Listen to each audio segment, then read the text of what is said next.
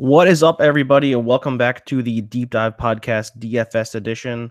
I am your host, Matt Foreman. I'm here with my fellow co-host, Coach Burt. Coach Burt, what's going on tonight? Nothing. Thursday night football, little draft talk for DraftKings. It's a good night. Agreed. Always agreed. Any night with football is a good night for me.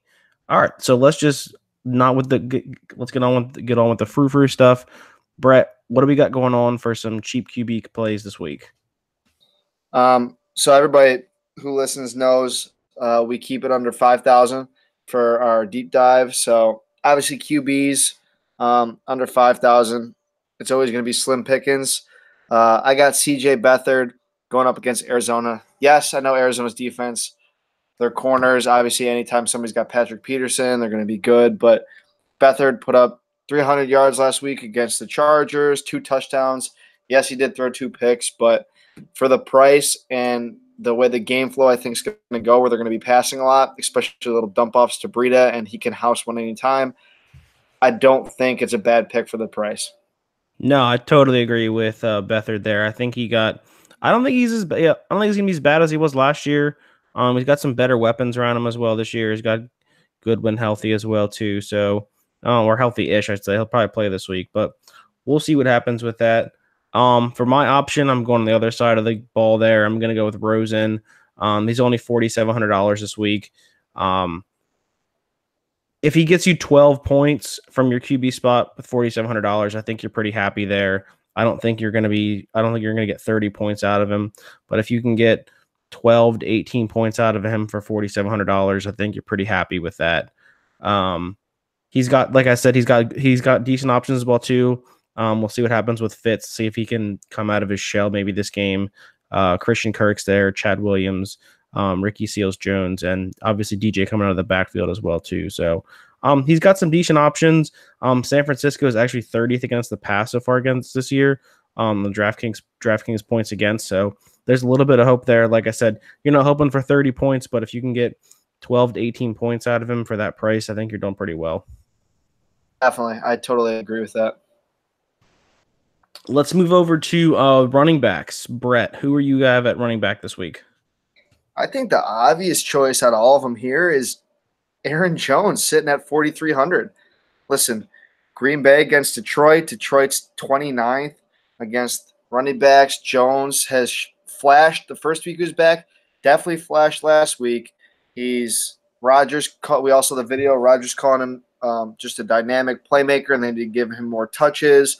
They seemed to do so last week, and I think he's slowly but surely taking over this backfield. Maybe not even slowly, but especially against Detroit, I think it's a solid matchup. He's got potential rushing the ball. He's definitely got potential catching the ball out of the backfield. And for 4,300, I think it's definitely a solid, cheap running back piece to build around. Yeah, I had Jones on my list as well, too. I think he's a good option for all the reasons you mentioned. My only concern with Jones this week, actually, it might not be too much of a concern, but I think they might roll with a little bit of time-o this week. I mean, it looks like all 3 of their top 3 options at wide receiver are all banged up this week. So we'll see how many of them play.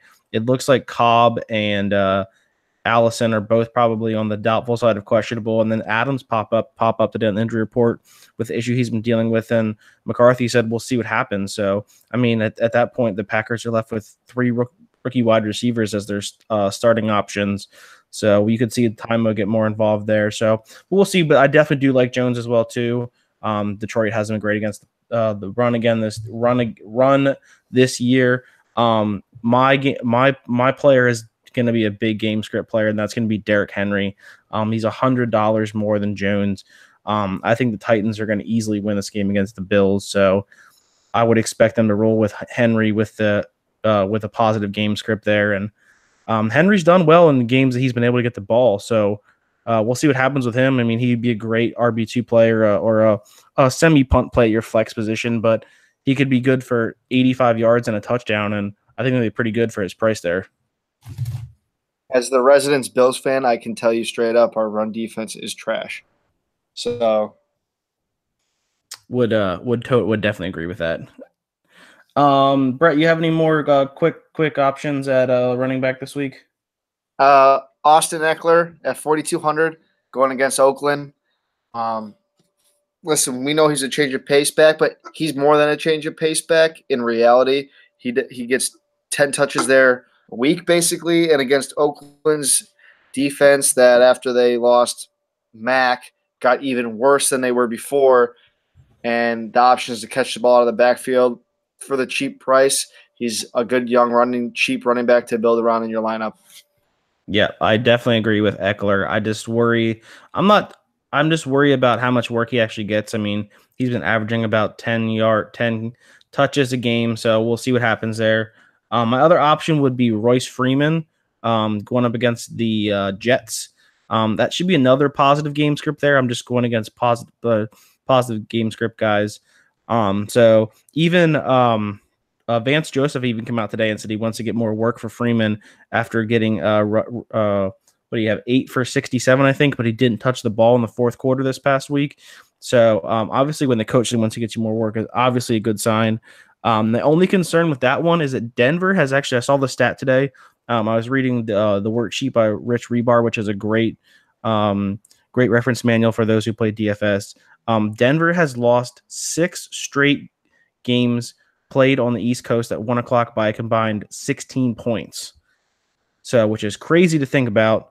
But obviously it's the Jets. So Darnold going against that pass defense, I think you could probably play Freeman and Lindsey. If you're wanting to play Lindsey as well too, I prefer Freeman this week. But you could probably start both of those guys with confidence. Oh, and also obviously mentioned Time already earlier for $3,800, but another option there, and definitely in PPR leagues and obviously in the DK scoring settings as well too. Yeah, I agree. I think those are both solid. Brett, what do you got for the main pass catchers here at wide receiver? Mo Sanu. Give me Mo Sanu at $4,000. Listen, it's Pittsburgh's defense. They're trash. I think you want a piece of that game however you can get it. Yeah.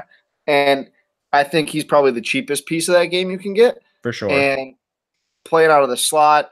Listen, Pittsburgh's cornerbacks have been bad. They've been particularly bad in the slot. I was looking at Mike Clay from ESPN's wide receiver cornerback matchups, and he does a great job of breaking down the outside positions, but also the slot, and they've been bad there. And I just think Mohamed Sanu, I think they're going to try to focus on taking away Julio, might try to take away Calvin Ridley's big playability, and just Mo Sanu's just going to be sitting there to get like 5 to 7 catches out of the slot. That's 5 to 7 points before you even add yardage. Yeah. I'll take it. Yeah. I'm not a big Sanu guy. I just don't know how much work he gets. Julio plays in the slot a decent amount as well too. For $4,000, it's a play I wouldn't recommend, but it's a play nonetheless. I think I'm going to go with the old guy. I'm going to go with Jordy here for $4,500 going against the Chargers. I think Cooper sees a lot of Casey Hayward this week. And Jordy's been really has been showing some good chemistry with Derek Carr in the last couple weeks. He's had at least 8 targets in the last 2 weeks. And obviously he took advantage of those last week against the Browns. The Chargers secondary doesn't seem like to be playing like it was last year. So I think that might be a matchup to exploit. So someone on $4,500 flex play wide receiver 3. I think you're fine there with the DraftKings scoring settings. Brett, once again, any quick guys you want to plug in there? Quick ones. It's DFS. We all love the stack. If we're going with the QB we talked about earlier that you mentioned in Rosen, Christian Kirk sitting there at 3,700. Like you said, you pointed out, San Francisco has been, would you say, 30th against the pass this year? Yeah. Kirk has nowhere to go but up. It looks like him and Rosen are developing more and more chemistry. Listen, I wasn't a massive fan of his coming out of college, but I think if you want the stack, that's a cheap stack to have that can also provide you points while giving you the benefit of grabbing bigger players out the gate. Any other anyone else you want to mention quickly? Mike Williams, 4,200. Yeah, against Oakland. Yep. I think that's a good play as well. I got Marvin Jones at $4,700 going against the Packers. Both their top corners are banged up. They're rookies anyways. I think he's a good play there. I think Stafford's definitely, if you're going to pay for quarterback this week, I think he's a good option. I have Tywan Taylor, $4,000 against the Bills. I think Davis sees a lot of Tre'Davious White, so I think Mariota could look his way a couple extra times this week. And then, like I mentioned earlier, with the Packers wide receivers being all banged up, Marquez Valdez Scantling is definitely a good option at $3,300. Even if Adams plays, he's going to be the number 2 option there. So I think he's definitely a good play for $3,300. But I think he'll be played a lot in GBP this week at that price. So he might be. I mean, like I said, he's going to be named to be thrown about this week. So I think he'll be probably at a decent ownership percentage. So, but nonetheless, still a good play at $3,300. Moving on to tight end, I tweeted out this week, if you're paying for tight end this week, you're doing it wrong. Brett, who's your number 1 tight end play this week for or under 5,000? You got a couple guys to pick from here in my mind. Listen, I usually go real cheap on tight end, real cheap, and look for the touchdown upside and game script and the opposing defense. That stated, I'm taking the old bull here in Antonio Gates for 2,800 against Oakland. I'm banking on a touchdown, but again, Oakland's defense, I usually try to start everybody against them. I think that he's going to get free in the middle. I think that this is a game where you could see him catch like 4 balls for a touchdown and do the classic. You saw it last week, just a vintage Antonio Gates, Phillip Rivers connection down the seam for the touchdown in the red zone. You're banking a touchdown with Gates, but like you said, he caught one last week, so you can get 10 points out of him for $2,800. Can't complain too much with that one.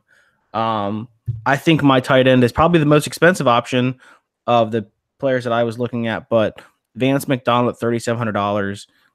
I mean, the Falcons are down to their 3rd string safety. Like I said, you want to get a piece of that Falcons Steelers game at all possible. I think that's going to be a high scoring game in Pittsburgh. Obviously Ben plays well there, but I think Matt Ryan should play well there as well too. Vance has been playing. He's been way overplaying Jesse James the last couple weeks.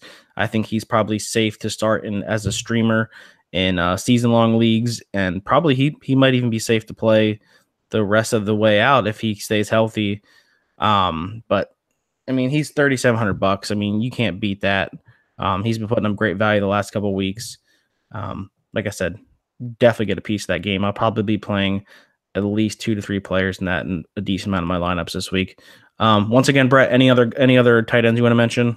The only other one I'm really thinking about is the other piece of that game, and Austin Hooper at 3,000 against Pittsburgh secondary. I think you saw with O.J. Howard and the matchup where Pittsburgh played the Bucs and O.J. Howard took advantage of their defense over the middle.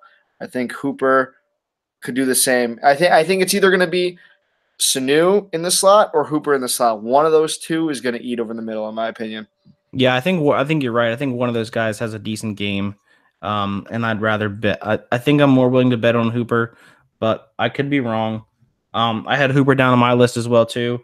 2 other names I had down were CJ Uzama. I think that's how they pronounce his name. I don't know. My apologies to CJ. I think he has a decent game this week as well too. $2,900 going against the Dolphins. He had more targets last week than Croft, and Croft has typically been the blocking tight end. And my last one is Ian Thomas, going against the Giants. A stat I saw today. I'm sorry, I forgot to write down who posted the stat, but Ian Thomas is 4th in the league in tight end routes run from the slot at 55%. And if you want to target a slot cornerback, it's definitely one of the plays for the Giants. So definitely a nice play at what's he at $2,800. So that's a huge punt play. I think that could get you some benefit there. I don't know how much DJ Moore connection he has there, but he's probably 4th in the target line, but behind Funchess, CMC, and maybe DJ Moore. But like you said, Brett, if he catches a touchdown, if you can get 4 catches for 30 yards and a touchdown, that's huge value for $2,800. Yep, I totally agree. I think that's a solid pump play pick. So, Brett, anything else you want to mention for the week? No, I mean, we all know how to play. We usually punt certain positions. For me, it's always tight end to make up in other areas. Play the matchups and definitely get yourself a piece of that Atlanta Pittsburgh game in any aspect. Yeah, and I think something you have to mention as well too is obviously we're not playing all these guys in our lineups. These guys are put in your lineups too, so you can afford the big dollar players at your premium positions. I think just what Brett said, I'm punting typically most weeks at tight end and at quarterback. I feel like there's such value there in the mid tier there that I'm not going to pay up for that. So I can afford. I'm going to punt quarterback, tight end, and defense. If defense, I don't think I'm ever going to pay more than $2,500 unless I really love my lineup and I have an couple extra $100 to spend. But typically that's where I'm going to save my money at, so I can play Todd Gurley, Alvin Kamara, Julio, DeAndre Hopkins, those guys. So obviously, just these are guys you're going to put in there to help you save a couple of dollars. If you're hitting a punt play, I probably will never go over 2 in the same game. Yeah. Like two. Let me rephrase that. Not 2 in the same game. I probably will never put in two pump plays in my lineup a week. Is what I'm trying to say. Yeah, I think if you have like a lineup that has Todd Gurley and Alvin Kamara in it, you're probably gonna have to play 2 punt play guys. But like I said, this will save you some money at tight end, at quarterback where the players get expensive, or at quarterback where it gets expensive. But if you can throw Rose in there for $4,700, you're not doing too bad. I mean, you're saving yourself $2,000 quarterback. So like I said, good point there. But all right, Brett, where can we follow you at? You can follow me at Dynasty Burt on Dynasty Twitter. Burt. And then you can follow me at Fat Mormon, and you can follow our non-DFS playing co-host, Riley Bymaster, at DTC_Riley B. And we'll be back next week with our regularly scheduled programming. All right, toodles. See ya.